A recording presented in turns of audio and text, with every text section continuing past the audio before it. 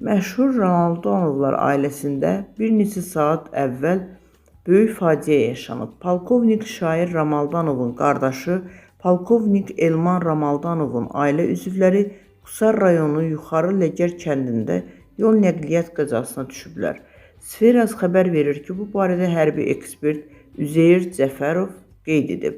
O bildirib ki, qəza nəticəsində ailənin 36 yaşlı üzvü İlham Romaldanovun qızı Tamilla xanım Romaldanova və 43 yaşlı Cəmilə xanım Bağırova faciəli şəkildə dünyalarını dəyişiblər.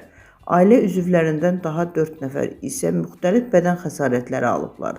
Komandirdən aldığım məlumata əsasən mərhumların nəşi gecə saatlarında Bakıya gətirilib və bugün paytaxtda dəfn ediləcək. Qeyd edək ki, bundan öncə qəza ilə bağlı Fövqəladə Hallar Nazirliyi məlumat yaymışdı. Məlumatda bildirilirdi ki, Kia markalı minik avtomobili idarəetmədən çıxaraq dərəyə aşıb.